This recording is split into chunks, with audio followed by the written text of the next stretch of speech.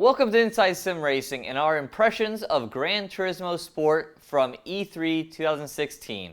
I'm John Sable, and E3 allowed me my first opportunity to drive GT Sport, and it was a tale of two cities, with me driving it on Wednesday and then again on Thursday and having vastly different impressions of it. So let's start in chronological order and talk about my driving experience with it on Wednesday on the E3 convention floor. This experience was kind of cool because it turned out to be kind of a who's race. The race featured myself, Jordan Greer, who created the GT Planet website, and some guy from Canada who has like 1 million plus subscribers on YouTube or something, goes by the name Slaptrain, whatever the hell that means. We also had a bunch of guys from the Polyphony/Sony team who also joined us in the race. Prior to our race, the dozen or so pods that were playing GT Sport had been running the GT3 cars at Tokyo Expressway, but for our race, we decided we want to do something a little different. So we fired up a one-lap race around the Nordschleife, and we also decided to all jump in the same car, so it was a straight-up fight. So we jumped in the Renault Sport RS01 and had at it.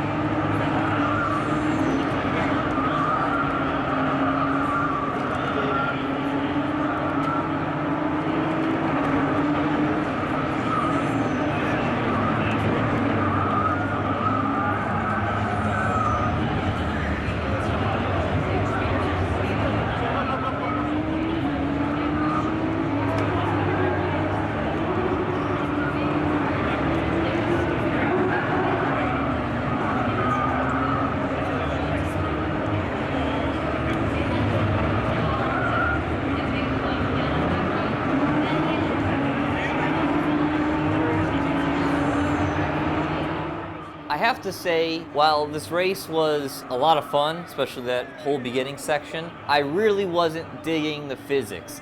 The car felt real floaty and I was having a really tough time placing it where I wanted to. In fact, I modified my line quite a bit to run much more in the middle of the track because I just couldn't hit my marks. And anytime I went for a mark, I would drop a wheel and the car was gone, and that's when you saw I had a couple really big saves. It just felt like the car just wasn't in the track and I just didn't have the confidence in it. It just kind of felt like I was floating along out there and I really had to drive down and drive conservatively just to keep it on the track. So first impression of physics for GT Sport, a little frustrating. With that said, let's fast forward through the rest of this not so exciting stuff and get to the end of the race because it's pretty good.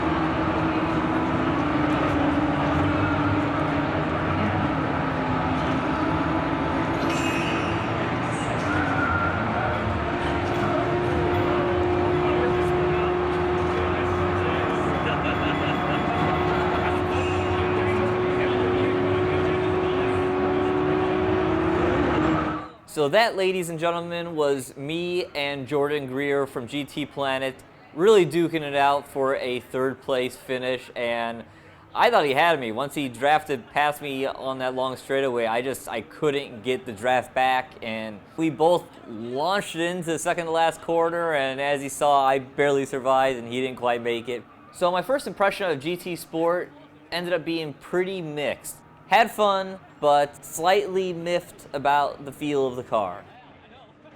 Day 2 of my GT Sport experience saw me leave the confines of the LA Convention Center and transport me to the Gran Turismo Explore studio in Venice Beach, California. Here in the studio, which was really just a house and isn't really your typical studio since it's mostly just for the media and PR guys, I got to drive Gran Turismo some more, listen to an in-depth presentation by the big guy himself, Kazunori Yamachi, and a Q&A session with Kaz afterwards. The presentation by Kaz was standard fare, hitting the major new features of GT Sport. These features include 140 cars that are built from the ground up that are divided up into 4 groups. Group 1, 3, 4, and N, representing prototypes, GT3 cars, GT4 cars, and production cars. The track list was also highlighted as well, which includes 19 locations and 27 layouts, although we weren't given any new information that we already didn't know, and we're still limited to the tracks that have been unveiled so far, which include Brands Hatch, Tokyo Expressway, Nordschleife, Willow Springs, and Northern Isle Speedway. Kaz spent plenty of time going over the photo mode, which looks extremely extensive and is something that he's definitely very excited about. For myself, I say that it looks lovely, and I'm sure many people will enjoy it, but it's not exactly my cup of tea, and I'm a little more interested in the on-track action myself. Some newer bit of information that did come out of the presentation was the new online matchmaking based system that matches you against other drivers based on your talent and how clean you race, which sounds like another type of system that we know very well in the sim world. Now, this isn't the first implementation of this type of system on the consoles, as Forza Motorsport 6 unveiled a very similar sounding system last year. With that said, it is debatable how well that system does work in Forza. It'll be interesting to see how well it works in GT Sport.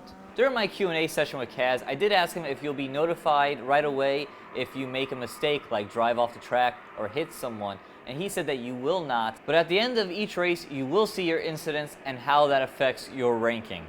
The last part of the presentation focused on the Nations and Manufacturer Cup, explaining how the best drivers from different regions of the world will race in a final event against one another, and that all these major races will be broadcast in the future, along with a lot of other races that will be officially broadcast by GT Sport. Kaz also spoke about the new professional licensing system that will be in GT Sport in select countries. Essentially, you will be able to earn an FIA driver's license through the game if you live in a country where it's been approved. Currently, that list is only 22 countries, but Kaz believes more will sign up by the time GT Sport launches. All I know is I hope if anyone's getting an official license given to them based on a video game, that I hope they have to be racing with a wheel and pedal set and not with a PlayStation controller. After the presentation, I jumped over on one of the rigs, or I guess I should say one of the T300s clamped to the desk, and did a couple races against the AI. Before I started driving, I was told that this is the latest and greatest build for GT Sport, and is much newer than the version that I drove the day before at the convention center, and boy did I see a difference. The physics of the new build were much more predictable, allowing me to really hit my marks. And by predictable, I don't mean dumbed down. I mean that it was much easier to find the limit of the car. The day before, I didn't know where the limits were at, and it was really easy to overstep, and I just had to be really careful. On day 2, I was able to push the car a lot more because it was instilling confidence in me and that I knew how far I could push it before I would go too far. In fact, the physics reminded me quite a bit of a set of courses physics on the PlayStation 4, which I had just driven the day before as well. Outside of physics, there's a couple other topics that I want to touch on. First are the graphics. GT Sport right now is kind of interesting. Sometimes it looks really, really good, and other times not so much. Overall, the graphics when driving look really good. The interiors look good, and everything that you're seeing outside, the environment, the other cars, overall look pretty crisp. But for some reason, when you go to a TV camera, the cars all of a sudden look like they have no anti-aliasing going on at all, with a lot of sharp lines and jagginess on the edges of the cars. The environment, the track, the grass, trees, don't have it nearly as much, and part of that is due to a little bit of motion blur that helps to cover some of that up. But for some reason right now, the cars just don't look great from certain cameras and angles. Hopefully this will be updated through optimization before GT Sport becomes available in November. Now let's get to the elephant in the room, and those are the sounds. As part of going to this event, I was given a thumbnail with a whole bunch of images and B-roll, and I'm going to run some of this B-roll right now so you can listen to the sounds, and then we'll talk about it.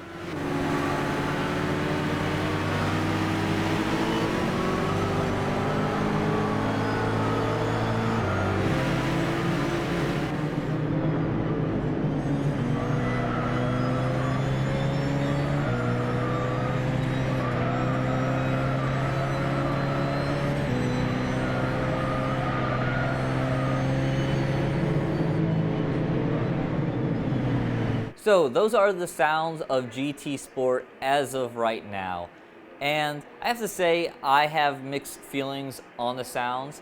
I think the engine notes are good.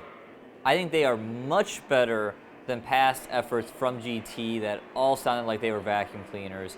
But I do think the engine notes are pretty good.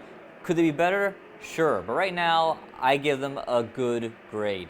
What I don't care for so much right now is the old tire squeals. These are the same sounds that have been in GT for years, and the high-pitched whine just sounds awful. Now, I am cautiously optimistic because they're still working on the sounds, and even when it comes to the engine notes, a lot of those have changed from the London launch to now the E3 content.